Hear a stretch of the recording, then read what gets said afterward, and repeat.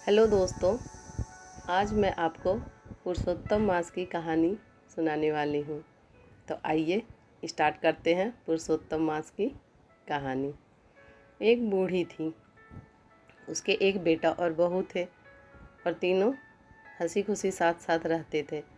पर जब भी पुरुषोत्तम मास आता था तो वो बूढ़ी बहुत ही ज़्यादा पूजा पाठ, दान, स्नान, व्रत आदि किया करती थी। तो उसके बेटा को बिल्कुल भी अच्छा नहीं लगता था। हर साल वो इसी तरह करती थी। जब हर 3 साल में पुरुषोत्तम मास आता था तो एक बार पुरुषोत्तम मास आया और बूढ़ी हमेशा की तरह दान पुण्य पूजा पाठ में लीन होने लगी, स्नान करने। तो उसका बेटा बोला, माँ, इस दान पुण्य का कोई पुण्य भी है जो तुम इतना कर रही हो हमेशा से? हमें तो कुछ नहीं मिला, ना तो आज तक तुम्हें एक पोता पोती हुआ और ना ही मुझे कुछ एक अच्छी नौकरी मिली है कि हम सुखी से अच्छे से रह सकें। तो तुम्हारा ये सब करने का क्या ही फ़ायदा है? तो माँ ने कहा, कोई बात नहीं, मैं करती हूँ और मैं इस बार पुरुषोत्तम भगवान से जाती हूँ, पूछ के आती हूँ कि क्यों मेरे पास ये सब कुछ नहीं है। वो कहकर बूढ़ी चली गई। रास्ते में जा रही थी, जाते जाते उसे एक कोढ़ी मिला। उसका शरीर पूरा कोढ़ से भरा हुआ था। तो वो पूछा उससे, आप कहाँ जा रही हो? तो बूढ़ी बोली, मैं जा रही हूँ पुरुषोत्तम भगवान से मिलने के लिए, अपने सवालों के जवाब लेने के लिए। तो उस कोढ़ी ने कहा कि मैंने तो किसी का कुछ नहीं बिगाड़ा है, फिर भी मैं 14 साल की उम्र से इस कोढ़ से परेशान हूँ। मेरे लिए भी पूछ लेना कि क्या इसका कोई उपाय है कि मैं ठीक हो पाऊँ। बुढ़िया ने बोला, ठीक है, पूछ लूँगी। फिर वो आगे चली गई सॉरी। जाते जाते उसे एक कुम्हार दंपत्ति मिले जिसका एक भी संतान नहीं हो रहा था। बिल्कुल वो गरीबी में भी जी रहे थे और उनकी कोई संतान भी नहीं थे। तो वो बोली कुम्हार को, कुम्हार भी उससे बोला कि आप कहाँ जा रहे हो? तो बूढ़ी बोली, मैं जा रही हूँ पुरुषोत्तम भगवान से मिलने के लिए। तो कुम्हार ने कहा कि क्या आप मुझे पूछ सकते हो मेरे बारे में कि मुझे संतान क्यों नहीं हो रहा है और मैं सुखी क्यों नहीं हूँ? तो बूढ़ी बोली, ठीक है, पूछ लूँगी आपके बारे में भी। फिर वो थोड़ा दूर और आगे चली गई। जाते उसे एक सांप मिला और सांप ने कहा कि मैं तुम्हें डसना चाहता हूँ।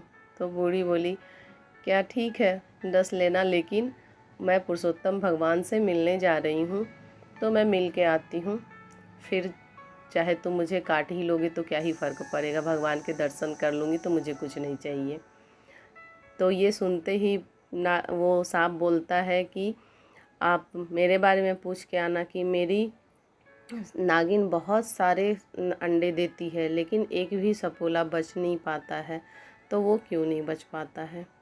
इस तरह से वो बूढ़ी आगे को जाने लगी और जाते जाते फिर वो उसके गंगा स्नान की और उससे पुरुषोत्तम भगवान के दर्शन हुए। वो पुरुषोत्तम भगवान के दर्शन को पाके इतनी खुश हो गई कि आप अपने सारे सवाल भूल गई।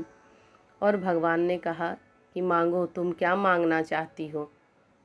तो बूढ़ी बोली, मुझे तो कुछ नहीं चाहिए, मैं तो आपके दर्शन करके ही इतनी धन्य हो गई हूँ कि मुझे कुछ ऐसा लगता ही नहीं है कि कुछ मेरे पास नहीं है।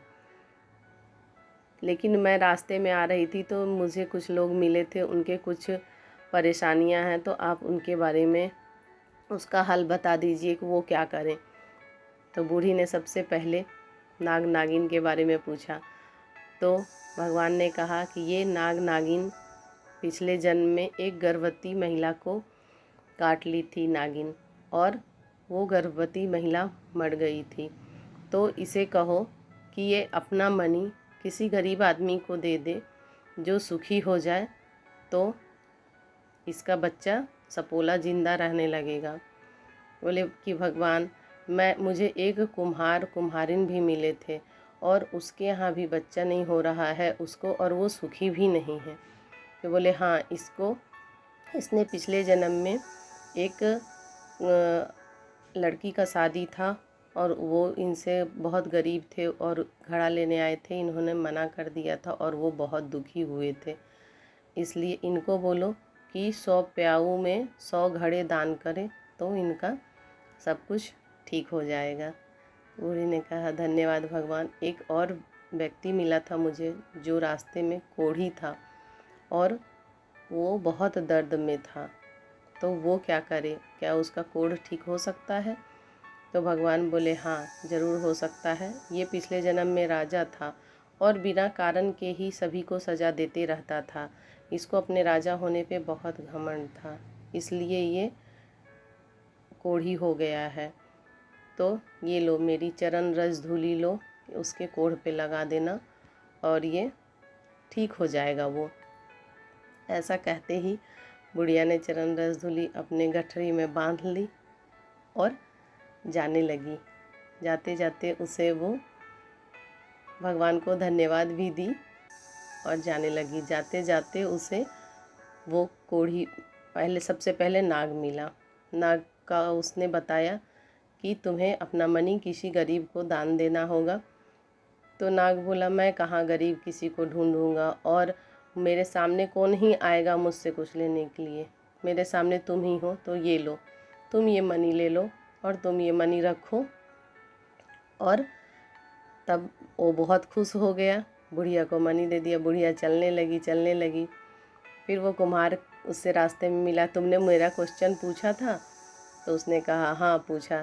तुम 100 घड़े प्याऊ में फ्री दान दे दो मुफ्त में, और तब तुम्हें संतान भी हो जाएगा और तुम सुखी भी रहने लगोगी। इस तरह आगे बढ़ते बढ़ते उसे एक कोढ़ी मिला, वही कोढ़ी जो उनको सवाल किया था सबसे पहले। तो कोढ़ी ने बोला कि तुमने मेरे लिए भगवान से पूछा था? तो बूढ़ी बोली हाँ पूछे थे, ये लो चरण रस धूली, इसे तुम लगा लो। और लगाते ही वो कोढ़ी सच में ठीक हो गया। बूढ़ी तो और भी ज़्यादा खुश हो गई कि मैंने पुरुषोत्तम भगवान के दर्शन ही कर लिए और साथ साथ 3 लोगों के लिए अच्छे काम भी मैंने कर लिए। और आते आते वो घर आई तो देखती है कि मेरा घर तो बहुत अच्छा बना हुआ है, हर एक सुख सुविधाएं हैं उसके घर में, और उसके बच्चे भी बहुत खुश थे। आते ही बूढ़ी का उनको चरण स्पर्श करके दोनों बेटा बहू ने कहा माँ मैं बहुत खुश हूँ कि आज आपको पुरुषोत्तम भगवान का ही ये फल है कि मुझे बहुत अच्छी नौकरी मिल गई है। और उसका बेटा बोला कि तुम्हारी बहू भी अब गर्भवती है।